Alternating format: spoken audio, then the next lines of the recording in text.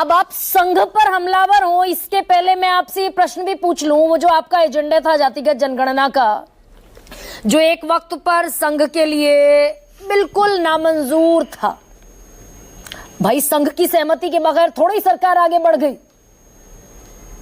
तो अगर जातिगत जनगणना की बात मान ली गई तो सामाजिक जो न्याय है, सोशल जस्टिस की तरफ बढ़ गई सरकार। संघ कहता रहे जो कहना चाहता है। गरिमा जी जी प्लीज सर। गरिमा जी, सच बात यह है कि इनकी निगाहें कहीं हैं, निशाना कहीं है। एक चीज जान लीजिए बहुत साफ साफ, ये लोग जाति जनगणना पर फंस गए हैं। हम केसी त्यागी साहब हमारे बड़े भाई हैं, हम उनकी जरा विद्वान बातें तो नहीं करेंगे, हम तो साफ साफ खरी खरी बात करेंगे। ये लोग गए फंस, इलाके का भी असर है, इनके सहयोगियों का भी, केसी त्यागी जी जैसे लोग जी इलाके का भी असर है। हाँ, इलाके का तो होगा ही, साफ साफ बात करते हैं। तो बड़ी सिंपल सी, राहुल जी ने साफ कहा था कि लोग जाति जनगणना कराने के मूड में नहीं है, मजबूरी में कर रहे हैं, इसीलिए इन्होंने पैसे का अलॉटमेंट नहीं किया। आप हमको बताओ कि ये संघ की बात कर लो, हिंदू को मजबूत करने से पहले तो आपको जाति जनगणना करानी पड़ेगी ना। नल को, नील को, कोल को, भील को, पिछड़े को, आदिवासी को, इन सबको संसाधनों पर हक देना पड़ेगा ना। उनको ही तो आप हिंदू कहोगे। जब आप नल, नील, कोल, भील, दलित, आदिवासी, इन सारे लोगों को अलग रखोगे तो कौन से हिंदुओं की बात कर रहे हो आप। और ये जो सबसे बड़ी बात ये लोग कहते हैं कि संघ 1193 को बोलता है, साफ साफ बोलता है कि भाई हम ये जो संविधान जो है ये हिंदू विरोधी है, इस संविधान को जला देना चाहिए।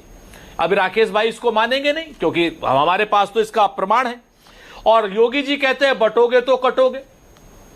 अनुराग ठाकुर कहते हैं जो जाति जनगणना की मांग करते हैं वो अर्बन नक्सल है।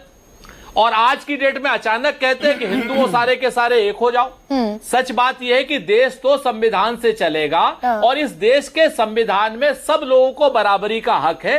और जो बात अभी राकेश सिन्हा जी ने कही कि आप बताओ कभी हिंदू मुसलमान के अलावा कोई ज्ञानम देश में झगड़ा हुआ, तो राकेश जी हिंदू के मुसलमान तो अभी कुछ दिनों पहले आए। इससे पहले शैवों और वैष्णवों के झगड़े को आप क्या कहेंगे? इससे पहले बौद्धों और हिंदुओं के झगड़ों को क्या कहेंगे? अभी आप बड़ी बात कर रहे थे गुरुजी की, गोवलकर जी की, उसी की किताब को आप कहते हो बंच ऑफ थॉट अप्रासंगिक है, हम उसको नहीं मानते। ये मोहन भागवत जी कहते हैं, आप कहते हो कि बंच ऑफ थॉट को हम नहीं मानते। आज आप गुरुजी को आप गुरुजी को वो कर रहे हो। अंबेडकर जी को मानते हो तो आप बताओ मुझे अंबेडकर जी की 22 प्रतिज्ञाओं का क्या करोगे? आप ये बता दो, जो आदमी भाजपा को वोट दे वो हिंदू, जो संघ को माने वो हिंदू, और जो पूजा उस पर क्या नाम भगवान श्री राम के मंदिर पर जब प्राण प्रतिष्ठा हो रही थी, जो शंकराचार्य जी उसके समय पर सवाल उठा दे, उनको गालियां देने लगोगे? आज की डेट में हिंदू को के सबसे बड़े आराध्य शंकराचार्यों के ऊपर गाली देने का हक किस आदमी को है? भाजपा को है। पर ले आए ना सुरेंद्र राजपूत आप भाई। अभी केसी त्यागी जो कह रहे हैं कि पॉलिटिक्स में और चुनाव में तो कोई क्या ना कह दे वो कम है, लेकिन जिस सोशल जस्टिस की मांग विपक्ष कर रहा था, वो जो हिंदू राष्ट्र जिस पर एतराज है, सोशल जस्टिस की मांग पर संघ राजी हुआ तब सरकार राजी हुई होगी ना। तो संघ की सहमति है। और नहीं, ये बिल्कुल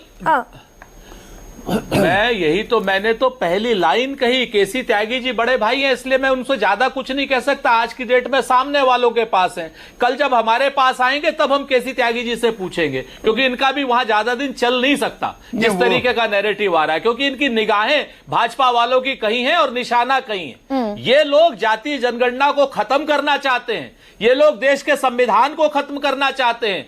ये लोग दोबारा से आप उसी बात पर आ गए हैं कि पाकिस्तान से जो युद्ध में हम लोगों ने सीज फायर किया, जिस पे हम पीओके भी ले सकते थे और जिस पर हम जो है एडवांटेज था हमें, हम बलूचिस्तान को भी आजाद करा सकते थे। मतलब आप ये कह रहे हैं कि इस देश की सबसे बड़ी राजनीतिक मामलों की समिति ने, सीसीपीए ने, cabinet committee on political affairs ने एक बोगस फैसला लेकर जनता के सामने रख दिया, आप ये कह रहे हैं?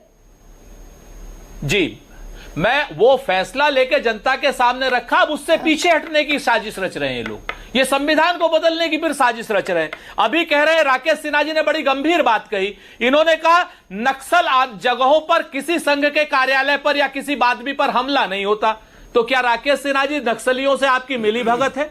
ये बाकायदा ऑफिशियल स्टेटमेंट है, मैं आपको नहीं मतलब कोई वो नहीं कह रहा हूं। आपने कहा कि नक्सलियों के साथ आपका कोई झगड़ा नहीं होता, सरकार का झगड़ा होता है, अमित शाह का झगड़ा होता है, बसवा राव मारा जाता है, सिर्फ कोई नहीं मारा जाता तो संघ का आदमी नहीं। तो भाई आप मुखबिर हो क्या? आप बताओ हमसे, इन सारी देशद्रोही ताकतों से आप मिले हुए हो क्या?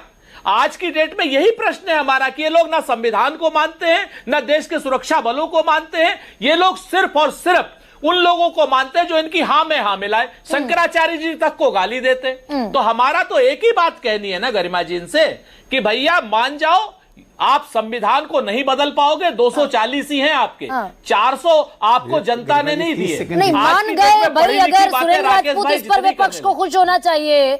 और मैं एक और बात दर्शकों को दरअसल क्लैरिटी के लिए बता दूं कि सुरेंद्र राजपूत जो बात कह रहे हैं कि जातिगत जनगणना से घबरा गए और नैरेटिव बदलने का प्रयास है, बहुत ये फैक्ट बताना दर्शकों को जरूरी है। दरअसल ये जो इंटरव्यू है जो कल पब्लिक डोमेन में आया, ये 2 महीने पुराना इंटरव्यू है, जातिगत जनगणना के फैसले के बाद का इंटरव्यू नहीं है। बतौर पत्रकार मेरी ये जिम्मेदारी